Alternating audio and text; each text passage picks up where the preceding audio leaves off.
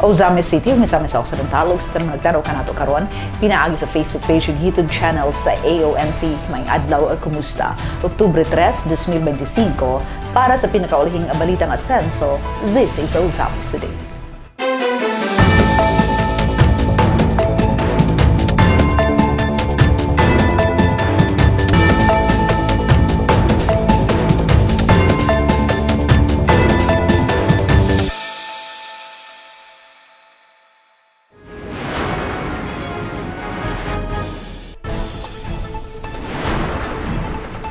Governor Henry, Mayor Sam ug Team Asenso lig-on nga misuporta sa RSTW 2025. Asenso Pinoy mihatag suporta alang sa Campus Journalism Enhancement Training sa DepEd Ozamis. Kapin 7.1 milyon piso road project sa Purok 1, Mulikay, halos 100% completed na. Kapitan kalahat ug mga residente mapasalamaton. Katumanan sa mga saad, Asenso Pinoy Medical Assistance gitubag ang kapin sa 41 mil pesos nga hospital bill sa usa ka ginang nga naoperahan sa Bukidnon. DTI Miss Ok gibuksan ang Consumer Welfare Month 2025. CTMS gikatakdang mohimo og no contact apprehension policy sa Este Feliciano Street. Inahan nagluha sa Kalipay, kapin sa 209,000 piso nga hospital bill na tabangan sa Asenso Ozamis Free Hospitalization Program. Dazil Humotikson, aniyang detalye sa Ozamis Today. Governor Henry, Mayor Sam ug Team Asenso lig-on nga misuporta sa RSTW 2025, aniyang report. Sa padayon nga pakigalayon sa Asenso Administration alang sa tumong nga mapalapad ang impluwensya sa siyensya, teknolohiya ug inobasyon ngadto sa mga lokal nga komunidad sa Misamis Occidental, malampusong napahigayon adlaw nga Huwebes, Oktubre 3, 2025 ang Regional Science, Technology and Innovation Week on RSTW sa Bayfront Arena, Oroquieta City. Ang kalihukan gipausigdahan sa Department of Science and Technology kun DOST nagdala sa tema nga siyensya, teknolohiya at inobasyon kabalikat sa matatag ang maginhawa at panatag na kinabukasan ug sub-theme nga Building Smart and Sustainable Communities nga naghatag pagdasig sa pagdevelop sa mga komunidad nga dili lang lantip apan malahutayon usab. Diin ang teknolohiya mahimong yawe aron mapalambo ang kalidad sa kinabuhi sa mga tawo, mapanalipdan ang kinaiyahan ug masiguro ang padayon nga kalambuan alang sa umaabot. Presente sa aktibidad si Ozamis City Mayor Sam Norman Go Fuentes, uban ni Governor Henry S. Waminal ug ang kinatibukang puwersa sa Team Asenso nga may nitong midawat sa DOST ubos sa pagpanguna ni Secretary Dr. Renato U. Solidum Jr. Siyang mensahe gipadayag ni Governor Henry nga dako ang idungog sa probinsya sa Misamis Occidental tungod kay napili kini isip host sa usa ka prestihiyosong selebrasyon sa siyensya, kalambuan ug inobasyon nga nagpamatuod sa hiniusang pagpaningkamot alang sa kaugmaon nga dili lang technologically advanced apan inclusive, smart and sustainable. Coming here in Misamis Occidental, we are truly honored that the city of Oroquieta, who is in the province of Misamis Occidental, has been chosen as this year's host of this prestigious celebration of science, progress, and innovation.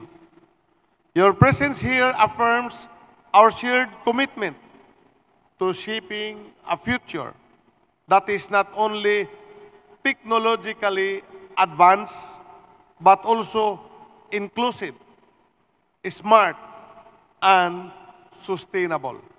Gidugang pa sa gobernador, this year's theme, Building Smart and Sustainable Communities. Dako kayo kini og importansya kanamo.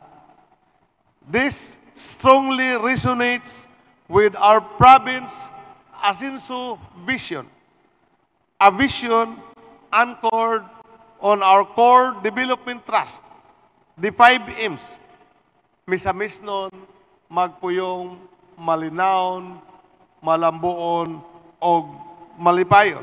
Gidasig usab niya ang tanan nga ang pagsaulog sa Regional Science, Technology and Innovation Week dili lamang mahimong usa ka selebrasyon apan mahimong itinubdan sa panag-itinabangay, pagpakigambitay ug mga makahuluganong buhat nga makapauswag sa tanan. Let this Regional Science, Technology and Innovation Week not only be a celebration.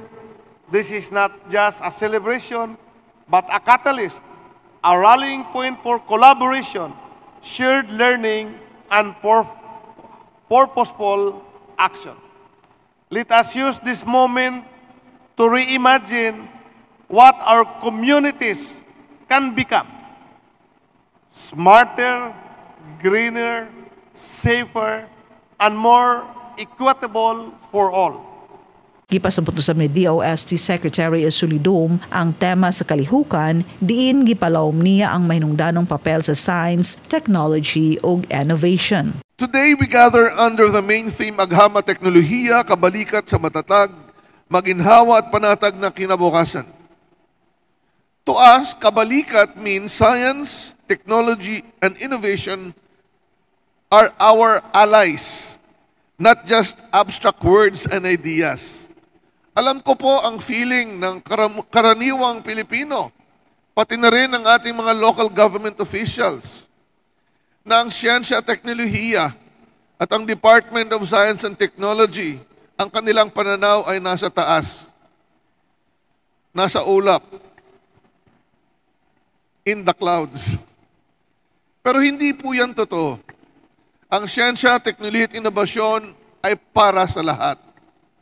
It should be inclusive and not exclusive. Ang 2025 Regional Science, Technology and Innovation Week nagpamatuod sa padayong partnership sa Team Ascenso Administration ubos sa pagpanguna ni Governor Henry S. Waminal uban sa DOST alang sa may inisyatibo nga magdala og dugang nga kauswagan ug oportunidad para sa katawhan. Kini nga kolaborasyon naghatag kahayag alang sa usa ka mas ligon, mas inklusibo ug mas sustainable nga kaugmaon para sa tanan. Asan sa Pinoy mihatag suporta alang sa Campus Journalism Enhancement Training sa DepEd Ozamis. Ano yung report ni Barlo Tixon?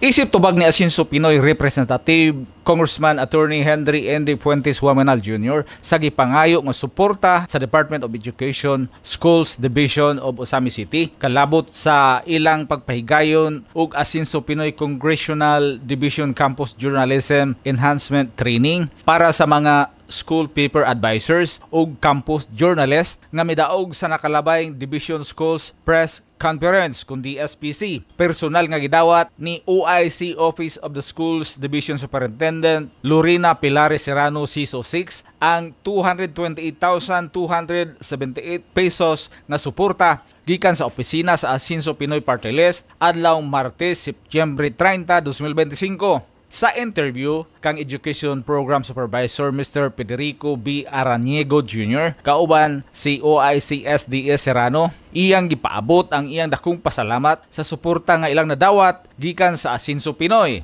Nga matod pa niya, kini usa ka dakong tabang aron mahatagan og husto nga training ang mga campus journalist isip preparasyon sa umaabot nga Regional Schools Press Conference kung RSPC karong umaabot nga Nobyembre 2025. And mapasalamaton kayo ta kay naabot ang support coming from Congressman Indy Waminal. This is actually a support for our program in campus journalism. Dako kay siya nga tabang for us nga matrain na pod ang ato ang mga bata in preparation for our regional level nga contest. This will be used for the training sa ato ang mga bata nga i-prepare sila for the regional schools press conference. Actually, round 1 ni siya nga atos lang i-train kay human naman ato ang division schools press conference, so mo undergo na din sila og series of training. Ang nasangpit nga enhancement training para sa mga school paper advisors ug campus journalist gihimo niadto Septyembre 29 hangtod sa Oktubre 1, 2025. Diin sila misalmot sa series of trainings aron mas mapalambo pa ang ilang abilidad sa pagsulat ug pagkamamahayag. Sa laing bahin, gipahayag usab ni OIC SDE Serrano ang iyang dakong kalipay sa gihatag nga suporta ug ilang nadawat gikan ni Congressman Indy. Din matud pa niya, I am very much happy kay on the first week sa pag-duty nako as the OIC to the Office of the Schools Division Superintendent, akong naabtan ang proposal nga gi-prepare ni Sir Fide and then among gi-submit, and after days lang nanadayod mi nadawat nga result or balita nga naana ni ang ato ang financial assistance para sa ato ang training, series of training para sa atong mga campus journalism sa coaches ug sa atong mga kabataan. So again, nagpasalamat kayo mi og dako sa Asenso Administration, labi na sa ato ni Kong ND sa support nga gihatag para sa Department of Education, and this time for journalism program. dugang pagpamatuod pa niya kabahin sa bugos nga suporta sa Asenso Administration alang sa DepEd sa probinsya sa Misamis Occidental. Sa 7 years na akong ambak-ambak from one city to the other, from Oroqueta, Tanggob to Misok, even Osamis before ko na assistant superintendent, na feel na ginana mo sa Department of Education ang support, ang full support sa Asenso Administration. And even if ma-compare na mo sa uban nga modesty aside, natay madunggan nga mga comparison, pero lahi ra gyud diri sa Misamis Occidental. Niini, gipaabot nila ni Education Program Supervisor Mr. Federico Aranigo Jr. ug OIC SDS Lorena Serrano ang ilang dakong pagpasalamat, ilabi na kang Asenso Pinoy Representative Attorney Andy Waminal. Diin sumala pa ni OIC SDS Serrano, kini magsilbing sinugdanan usab sa mas lig-on pa nga kolaborasyon tali sa DepEd Osamis City Division ug Asenso Pinoy alang sa kayuhan sa kabataan sa Dakbayan. Kung Andy, daghan kay salamat ani. This is the start for campus journalism for this year. Dako kayo ni Abdan, layo kayo ni Abdan, and daghan kayong salamat, and hope this is not the last, and it's the beginning of our stronger collaboration and partnership para sa atong mga kabataan sa Osamis. Daghan salamat. Again, daghan kayong salamat Kong Indy sa dako kayo nga support for the campus journalism program, and of course, di ba, knowing pod SDS lore nga unsa pod ka-supportive ang ato ang Kong Indy Waminal, lamang gyud na si Gov Henry Waminal. Salamat pod kaayo ni Congressman pod Ando Waminal, and then sa ato pong mayor, di ba, Mayor Sam Fuentes, ug sa tanan pod nga Asenso Administration nga nagtan-aw gyud sa kaayuhan, not just us but also sa mga batang Osamis noon. Salamat kaayo. Alang sa Osamis Today, ako si Bernal Dixon. Salamat Bernal. Kapin sa 7.1 million peso road project sa Brook 1 Mulikay, halos 100% ay completed na. Kapay kalahat, mga residente mapasalamaton, giatuan gitutukan ni Leon Shumidalyo, mga balita. Anyang report. Mapasigarbong isugid ni Mulikay Barangay Kapitan Rosali Kalahat ang ongoing nga construction sa dalan nga nahimutang sa Purok 1 sa ilang barangay nga dunay pundo nga nakantidad og 7,177,229 pesos. Ang maong proyekto na pa-implementar sa Department of Public Works and Highways kung DPWH pinaagi sa pagpaningkamot ni 2nd District Representative Congressman Sancho Fernando Ando Waminal, uban ang kanunay nga suporta ni Asenso Osamis Mayor Sam Norman Go Puentes, Governor Henry S. Waminal ug Asenso Pinoy Representative Congressman Attorney Henry Indy Waminal Jr. Sa iyang personal nga interview, gipadayag sa kapitan nga kini nga proyekto iyang gipaningkamutan sa pag-request human makita ang kalisdanan sa mga residente. Apan karon napatuman na og halos 100% nga kumpleto na. Kini nga proyekto gipunduhan ni Kong Ando, pinaagi po sa suporta ni Gov Henry o dating Mayor Indy Waminal nga ato ang Congressman ron sa Asenso Pinoy nga nagkantidad og 7.1 million o moabot kini duol kulang sa 600 meters. diin ako juning paningkamutan nga mataw ni nga maong proyekto tungod kay luoy ang mga tao diring dapita sulod sa pila ka dekada karon na tagamtaman na gyud nila nga almost 100% ng human ang maong proyekto. Giibot yag usab sa kapitan ang iyang sikreto sa makanunayong pag-asenso sa ilang barangay. So, usara joy akong sikreto na naningkamot ko og kanang pangayo nga unta magahinan, matabangan ang akong barangay para masulbad pod og matuman pod ang among mga pangandoy diri sa among barangay sama sa kadalanan. So karon covered court, karon akong covered court, nagpaabot na lang og turnover ni Gobhendry. Sa laing bahin, gibalik lang ta usab ni Willie Candungo, usa ka residente sa nasangpit nga lugar, ang sitwasyon sa ilang karaang dalan. Maton pa niya, rough road pa kini kaniadto ug tungod sa pirming pag-agi sa dagkong mga sakyanan nga may kargang palay, may resulta kini sa lubak-lubak nga karsada. Gidugang pa niya nga nakasinati na usab siya og aksidente sa ilang dalan. So na rough road gyud ni dayon. Maagian og nga truck nga naay mga kargang palay. Nakalubak-lubak na, naglaglom na kayo ang mga dala na mo dire. Nya, muna, purti na yung lapuka. Panahon na itong ulan. Panahon na itong ulan, purti na yung lapuka kayo. Tayo ni kaduha. Na ako, gamotor-motor mo, na-slide pag yun ko. Ikaw, naka-experience ka? Oo, experience ko. Pila? Kasapa. Dili na makaduaan kay naman dalan. Oh, karon di na makaduaan kay purti naman ko puwas dalan. Tungod nini dako ang pagpasalamat ni Kapitan Kalahat og Willie sa mga pillar sa Team Asenso nga wala naghikaw kanila sa mga proyektong labing gikinahanglan sa Barangay Mulikay, lakip na sa kinatibuk ang 51 ka mga barangay sa Dakbayan. Salamat jud kaayo Gobhendry, kung Ando, kung Indi og Mayor Sam sa mga proyekto nga natagamtaman namo dinhi sa Barangay Mulikay og dili lang sa Barangay Mulikay, sa tibuok 51 ka barangay sa Ozamis. So salamat kaayo nga diin wala gyud mi ninyo pasagdi, wala ninyo gihikaw ang among gipangayo diha ninyo. Dako kay kog pasalamat sa among kapitan diri sa among barangay ug sa mga kagawad, labi na sa atong mga kuan sa Asenso Ozamis. Alang sa Ozamis Today, ako si Leoncio Midali. Salamat Leoncio, katumanan sa masaad Asenso Pinoy Medical Assistance, gitubag ang kapin 41 mil pesos ng hospital bill sa kaginang nga naoperahan sa Bukidnon. Ang good news na ining our report.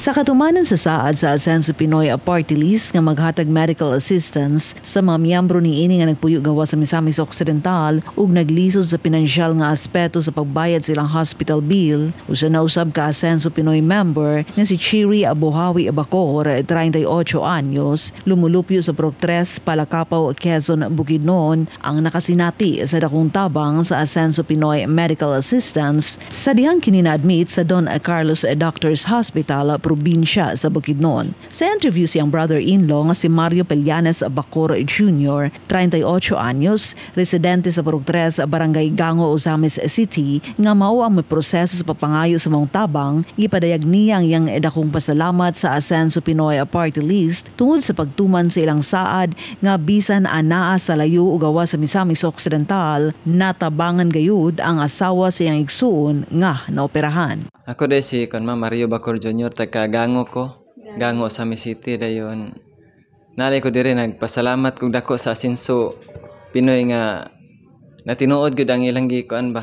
Ila bitong gipanaad bitaw nga bisa naa sa layo ang akong igsuon na admit ang asawa didto then kuan kanang iyahang sakit rin na operahan ba sa tunga kuan ay gallstone. Sumala pa ni Mario, misulay siya og anhi sa opisina sa Asenso Pinoy aron masuta kung tinuod bagayod ang ilang mga panaad nga bisan anaa sa layo matabangan ba sa Asenso Pinoy Party List. Ug tuod man sa iyang pagduol napamatud-an gayud niya ang katumanan sa mga saad niini. Ingon lagi akong manghod nga isulay daw og duol diri kay tinuod ba tong giingon nga ana ba bisag nasa layo pwede matabangan sa Asenso Pinoy Party List.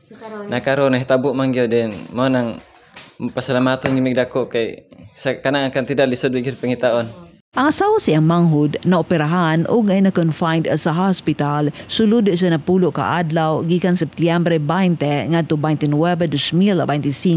Diin kini na diagnose nga adunay chronic cholecystitis with cholelithiasis o gastroesophageal reflux disease. Rason nga ang ilang excess bill sa hospital miabot og 41,500 pesos. Apan sa ilang pagdul sa opisina sa Ascenso Pinoy, hingpit nga nahatag kanila ang tabang nga ilang gipangayo. Busad akong kalipay ang gibati ni Mario ug gipaabot sab niya ang mapasalamaton nga mensahe gikan sa iyang igsuon. Asan nung manghud sa taga-asa man? Nasa Bukidnon karon. Bukidnon. Oh. So ang na-admit nasa Bukidnon pod. So anyang exist bill dito 41 ma'am. Na malipayon gyud mig dako ma'am.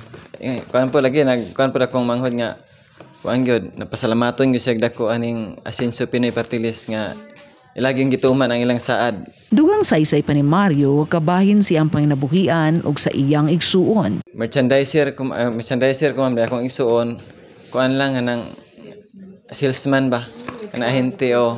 Sa pagkakaroon, anaa sa luwas nga kahimtang ang asawa siyang igsuon, busa mapasalamaton ng ipadayag ni Mario ang iyang mensahe ngadto kang Ascenso Pinoy Congressman Attorney Henry Inde F. Womenal Jr. tungod kay gituman gayud niini ang iyang masaad sa katawhan nga bisan anaa sa layo o gawas sa Misamis Occidental, panahon nga sila mahiyagom sa medikal ug pinansyal nga emerhensya, sila matabangan ni gayud. Mapasalamaton kung dako no sa atong Congressman Indi Womenal nga gituman gud niya ang iyang mga saad sa katawhan mabisan naa sa layo iya gyapon gi kan bagi covered bitaw kuan bitaw gyapon niya tubag ang mga kuan iyahang mga saad nga kuan matabangan pud ang uban sa layo na siya nga lugar o gawas na misok. Ang kasinatian ni Mario ug siyang igsuon, lakip na ang asawa ni ini nagpamatuod lamang sa tinuod nga kadasig sa mga programa sa Ascenso Pinoy nga maghatag benepisyo dili lamang sa katawhang misamisnon apan usab sa matag Pilipino, sa matag Pinoy sa tibuok nasud. DTI Misamis Occidental gibuksan ang Consumer Welfare Month 2025. Si Glenn Ray Roluna lang sa detalye. Hingpit na gibuksan sa Department of Trade and Industry DTI Misamis Occidental Provincial Office ang ilang tinuig nga kasaulugan sa Consumers Month nga adunay tema karon tuiga bida ang consumer sa bagong Pilipinas. Ang Consumer Welfare Month usa ka matag tuig nga kalihukan nga nagtinguha sa magpahibalo sa mga katawhan may tungod sa ilang katungod o responsibilidad isip konsumidor og nagapasabot usab sa importansya sa consumer protection, informed choices og aktibong partisipasyon sa pagpalambo sa patas og sustainable nga merkado. Ang kasaulugan karong tuiga gisugdan pinagi sa usa ka motorcade libot sa Dakbayan nga gikalipay usab sa DTI ang partisipasyon sa nagkalain-laing mga business sector.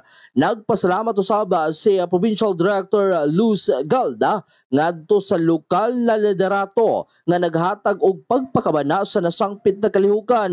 Pinaagi ni Uzaman City Mayor Sam Norman Go Fuentes og sa pag-abag nila ni Misamis Occidental Working Governor Attorney Henry Womenal, 2nd District Congressman Ando Womenal ug Ascenso Pinoy Congressman Attorney Indi Womenal Jr. alang sa kalampusan sa Consumers Month 2025. Alang sa Uzames Today, kini si Glenn Ray Roluna.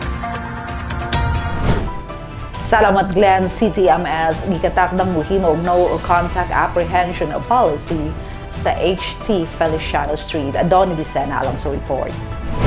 Nagpasidaan ang CTMS o City Traffic Management and Services ngadto sa mga motorista nga sa dili madugay mopatuman na og no contact apprehension policy sa ST Feliciano Extension sa Barangay Aguada. Matud pa ni CTMS Head Retired Police Colonel Joey Ampong nga ipatuman kini sa CTMS gumikan sa nadawat nga mga reklamo sa one-way counterflow. Sumala sa gipatuman nga ordinansa, wala nay mga sakyanan nga moagi pasulod gikan sa may sementeryo ug ang maong one one-way dito na manukad sa Santo Niño Shell Gasoline Station pasulod. Gididaan usab sa maong ordinansa ang mga residente sa maong area nga mulaktod pagawas pinaagi sa pag-counter sa maong one-way. Hinoon ang maong one-way ordinance mo epekto lang gikan sa Lunes hangtod Biyernes apan mo apilar ang CTMS nga ilaras na kini hangtod adlang Domingo. Gipasabot ni CTMS Head Retired Police Colonel Joey Ampong nga ang ipatumang no contact apprehension policy sumala kini sa makitang conduction sticker o plate number sa mga sakyanan nga musupak sa maong one-way pinaagi sa mga CCTV camera nga nakamuntar sa maong dalan. Dili hamay ang isyong violation document nga ipahamtang sa CTMS gumikan kay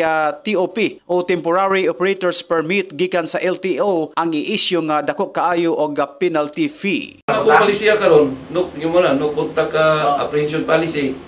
Kuha lang conduction sticker. Ang i-issue dili i-issue na citation ticket kung dili TOP na kay para mahal. Ano na? Dako na nung kay tanaon. Problema na nila kung mugahi pa gid lang ulo, problema nila basta sa akong gusto TOP na. Wala na ikwan. Kay kabalo ko magparehistro na sila ang sakyanan. Hindi makalusot silang sakyanan, makalusot sila okay na. Basta no contact apprehension policy. O tagausamis kanini ang banda mga balay-balay diri. Dili gusto mo liko, kay gusto mo pakasiyan lang nga paano ang problema kung nay mahitabo. Nay mahitabo nga magbangga din eh. So di nakalusot tong mga tao, nakadala pas nagsabog ari. Kinulong siya da, diskusyahan ang kanila to sa unang lugar. Doon na yung mga nanahagbong din sa kanila. Kini atong ginahimo din, kinahimo to para sa kaayusan lang sa dalan sa atong lugar. Oo. Nya kung mo babag yun sila, gusto yun sila mo implement po kung unsay dapat sa balaod. Kabalo ko, citation ticket ang pinakadako 500. Pero TUP, tanaw na to 5,000. Alang sa Uzamis Today, Adonai Disina reporting.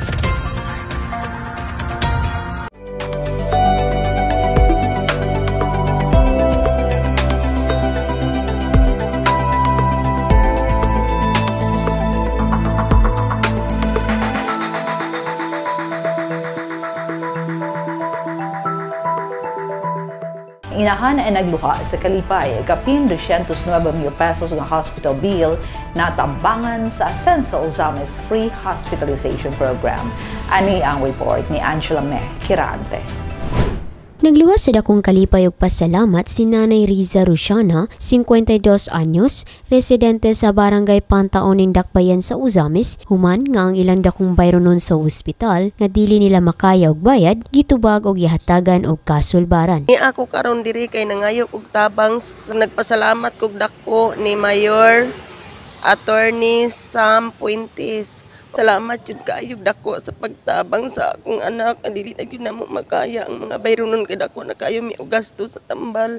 Matod pa ni Nanay Riza, kabahin sa kahimtang sa iyang anak, dako ang iyang pasalamat nga natabangan kini sa kritikal nga sitwasyon ni ini. Tungod sa grabe nga pag-bleeding, di niyang gibutyag nga wala na gyud nila damha nga makarecover pa kini. Bang si mong kapit na siya namatay.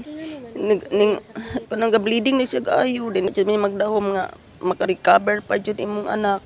Kay grabe naman jud kaayo siya. Nasuta sa doktor ni ini nga ang iyang anak nga si Ray Rusiana, 36 anyos, adunay komplikasyon sa baga ug sa kalit nga panghitabo miluha kini og dugo. Hinungdan nga dali nila kining gidala sa labing duol nga hospital nga mao ang Misamis University Medical Center kun MUMC. Turki kana mo kung bataa sa unam kanang mga lasab bitaw na isya og bugat manguhag bato sa sapa kanang warikal na iyang trabaho ba din ikarga sa truck din mao na isya nga kanang kuan daot di siya baga din wala na isya gibati ma'am ni kalitra galuwa ra siya og dugo kadjut ra po din igo ra po siya ning kuan pagkadangtan og mga duha ka semana wan tuning kalitra siya og kanang kuan nagbleeding na siya tama di na siya kakaya mutong giadala na mo siya sa kanang kuan sa MUMC kay mao ra may duol sa amo kay dili naman daw siya kaadto og layo kay di naman siya kaginawa niya layo pa mang margin sa amo.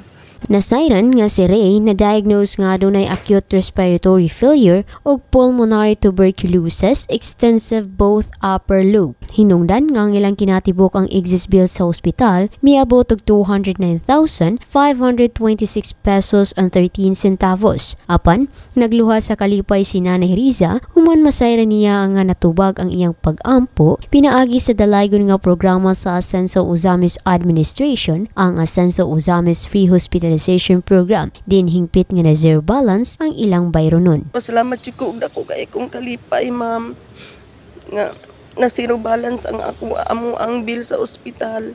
Niini, dakong pasalamat usab ang ipaabot ni Nanay Riza, ilabi na sa mga lideres sa probinsya, ubos sa pagpanguna ni Governor Henry S. Wominal, 2nd District Representative Congressman Sancho Fernando Ando F. Wominal, Ascenso Pinoy Congressman, Attorney Henry Andy F. Wominal Jr., ug ingon man ni Mayor Sam Norman G. Fuentes sa pagtugot sa maong programa nga naghatag og kahupayan ug solusyon sa pinansyal nga mga problema sa mga Ozomisnon, din sumala pa niya ang ilang mga panumpa og panaad na pahimuslan gayud sa katawhan. Nagpasalamat jud dako sa ilang pagtabang nga sobra-sobra jud ang ilang pagtabang sa amo jud programa na pahimuslan jud ilang mga saad panumpa nga nagamit jud sa mga katawhan. Alang sa Ozamis Today, ako si Angela May Kirante. Salamat may ang Ozamis sa rihatod kanating na serbisyo publiko sa kanunay Ascenso Ozamis Administration ubos sa pagdumala ni Mayor Attorney Sam Norman Go Fuentes. Alang sa dugang impormasyon, please like our official Facebook pages Sam Norman Fuentes, Attorney Indy Wominal, kung Ando Wominal o Ascenso Ozamis News Channel.